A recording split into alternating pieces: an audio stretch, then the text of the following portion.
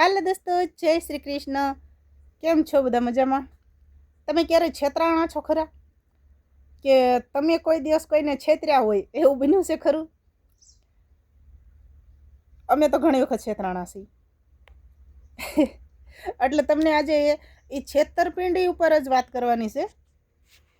તો આપ સૌને પરમાર કૈલાસબેનના જય શ્રી કૃષ્ણ.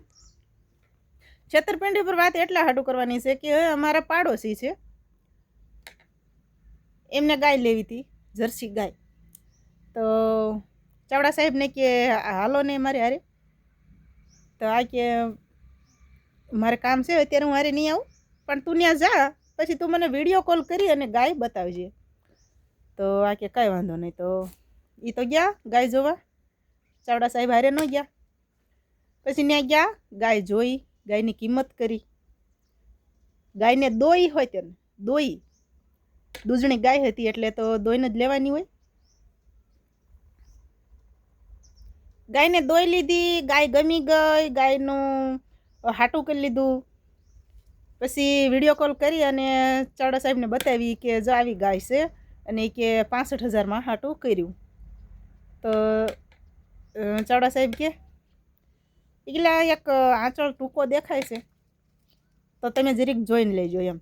હવે તમે જો અનુભવી માણસ હોય ને એને ખાલી વિડીયો કોલ કરીને બતાવીએ ને તો એ ચાવડા સાહેબને 17 વર્ષનો એક્સપિરિયન્સ છે, એટલે એમણે વિડીયો કોલમાં કહી દીધું કે આ ગાયને સુનિલ ફોલ્ડ છે એટલે તું જોઈને લઈજે. તો એ કે એમ કહે છે કે વાસળું છૂટી ગયું હતું અને આરહો છે એટલે એક આંચળ ટૂંકો દેખાય છે. તો કે કાંઈ વાંધો નહીં. તો કે કિંમત કે આટલી બધી ન અપાય એમ. હવે દૂધ માત્ર 4.5 લીટર. કેટલું દૂધ? માત્ર 4.5 લીટર. એ કે 10 લીટર દૂધ થઈ જશે. હવે 10 લીટરનું વાત કરી તો 10 લીટર પ્રમાણે કાંઈક એવું સામું રિઝલ્ટ તો હોવું જોઈએ ને.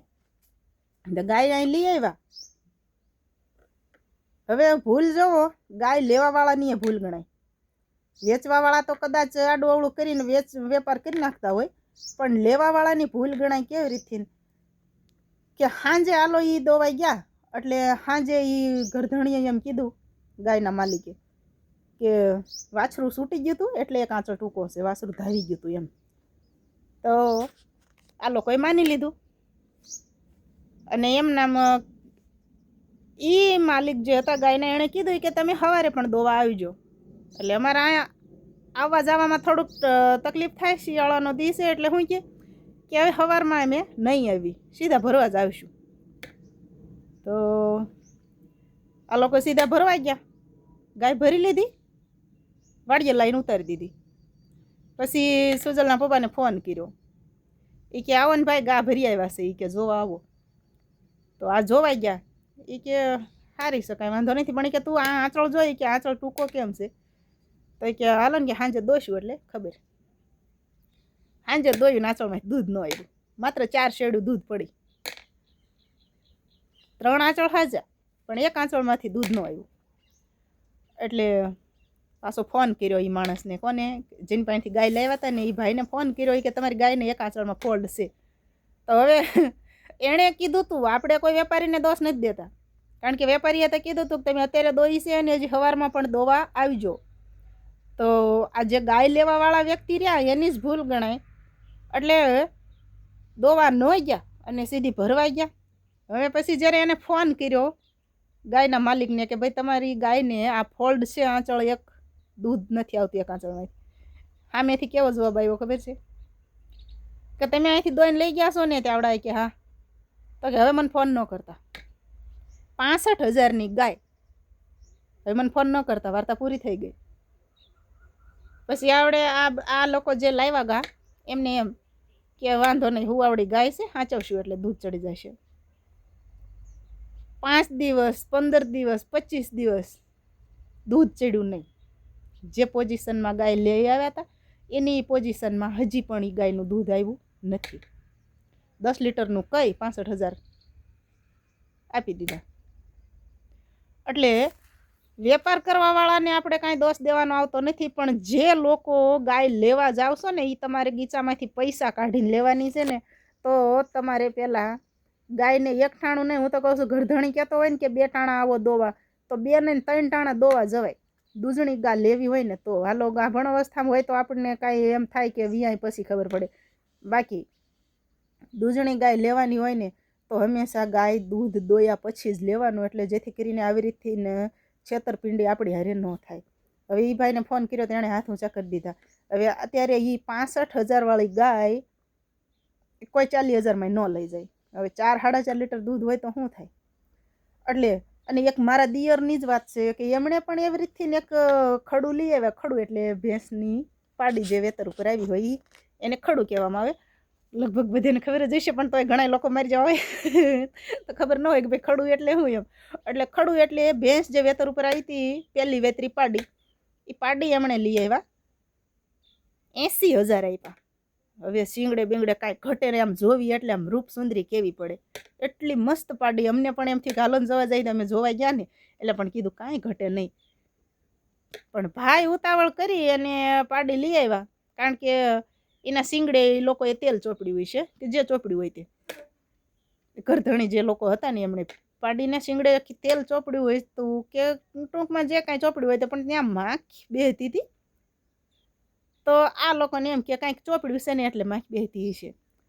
પણ જોઈને જ આમ આપણે ગમે એને ગમી જાય એવી, જે માલઢોર ન રાખતા હોય ને એને પણ ગમી જાય એવી સુપર જ રૂપસુંદરી પાડી હતી ખડું. તો એ લોકો 80,000 રૂપિયા આપ્યા અને ખડું લઈ આવ્યા. આ લાઈને ઉતારી અને મારી દેરાણી છે ને એ હોશિયાર છે. એ ભેંસને આમ કે હાથ ફેરવવા ગઈ ને તરત કીધું કે વાસ આવે છે. શું છે કે આના શીંગડામાં કાનની અહીંયા શીંગડું હોય ને એ ખૂતી ગયું હતું. એ કે આમાં શીંગડું ખૂતી ગયું છે. તો પછી પાછા ઘરધણીને જેની પાસેથી ભેંસ લાવ્યા હતા ને એને પાછો ફોન કર્યો. ઓલા ભાઈ શું કે ભાઈ તમે જોઈને લઈ ગયા છો? એ કે હવે હું પાછી ન લઉં. એ કે તમારા 80,000 જાય. હવે વિચાર કરો 80,000 કેમ થાય, 8,000 કેમ થાય? વિચાર કરો 80,000 જાતા કેમ કરવા? પછી ગમે એમ કરીને 5,000નો તોડ કરીને પણ એ ખડું પછી એના એ ઘરધણીને પાછું દીધું. અને વાત આખી ન્યા આવે છે કે આપણે છેતરાવાનું નહીં, આપણે પૈસા આપીને માલ લેવાનો છે. ગમે એ ગાય, કદાચ હું જ ગાય વેચતી હોઉં ને તમે મારા આંગણે ગાય લેવા આવો ને તો મારા આંગણેથી 2 વખત દોઈને પછી લઈ જવાની, કારણ કે વેચવાવાળા રહ્યા ને એની ગાય હોય કે ભેંસ હોય વેચાઈ જાય ને પછી હાથ ઊંચા કરી નાખે કે ભાઈ હવે તમે અહીંથી જોઈને લઈ ગયા છો, દોઈને લઈ ગયા છો, હવે અમે તમે બધા છૂટા. એટલે બને ત્યાં સુધી આપણે માલ લેવા જાવી, ગાય હોય ભેંસ હોય કે ગમે એ દૂધાણું ઢોર લેવા જાવી ને 1 ટાણો નહીં પણ 3 ટાણા દોઈને જ લેવાની, કારણ કે આવી રીતથી પૈસાનું પાણી થાય અને જીવ બળે ને એ તો જુદો. એટલે બને ત્યાં સુધી ભગવાન કોઈને છેતરાવા ન દે, પણ જો આવો બનાવ બની જાય ને એટલે એ માલ જ્યાં સુધી આપણા આંગણે રહે ને ત્યાં લગી આપણું જોઈએ, આપણે એને જોવી અને જીવ બળ્યા રાખે.